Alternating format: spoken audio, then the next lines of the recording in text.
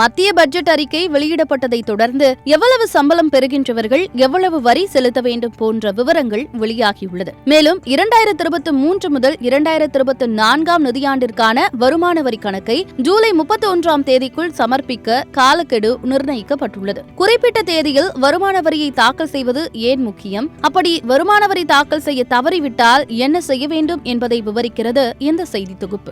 அவசரமான வாழ்க்கை முறையில் வரி தாக்கல் செய்ய வாய்ப்பு இருக்கிறது என்பதால் முன்கூட்டியே மொபைல் ரிமைண்டர் போன்றவற்றை பயன்படுத்தி உரிய நேரத்தில் தாக்கல் செய்ய முயற்சி செய்ய வேண்டும். அப்படியும் ஜூலை 31 தேதிக்குள்ளாக வருமான வரி தாக்கல் செய்ய தவறுபவர்கள் அதே மதிப்பீட்டு ஆண்டின்படி வரும் டிசம்பர் மாதத்திற்குள் ஐடிஆர் தாக்கல் செய்யலாம். இதற்காக சில அபராத நடவடிக்கைகள் மேற்கொள்ளப்பட்டாலுமே வருமான வரி தாக்கல் செய்யாமல் இருப்பதற்காக எடுக்கப்படும் நடவடிக்கையை விட மேல் என்பதால் தாமதமானாலும் வருமான வரி கணக்கை தாக்கல் செய்துவிட வேண்டும். வருமான வரியை குறிப்பிட்ட காலக்கெடுவுக்குள் தாக்கல் செய்ய தவறும் பட்சத்தில் புதிய விதிமுறைகளுக்கு கீழ் கொண்டுவரப்பட வேண்டிய நிலை ஏற்படும். வருமான வரி தாக்கல் செய்யும் போது வரிமுறையை தேர்வு செய்யும் உரிமையை வரி செலுத்துபவர் பயன்படுத்தலாம். ஆனால் தாமதமாக வரி கணக்கு தாக்கல் செய்யும் போது அந்த நிதியாண்டுக்கான பழைய விதிமுறையை அதற்கு பின் தேர்ந்தெடுக்கும் வாய்ப்பும் பறிபோகும். அந்த வகையில் தற்போது கடந்த நிதியாண்டிற்கான வருமான வரி தாக்கல் செய்யும் ஆரம்ப நிலுவை தேதியாக ஜூலை 31 தேதி நிர்ணயிக்கப்பட்டுள்ளது. அப்படி இந்த தேதிக்கு பிறகு ஐடிஆர் தாக்கல் செய்பவர்களுக்கு வருமான வரி சட்ட பிரிவு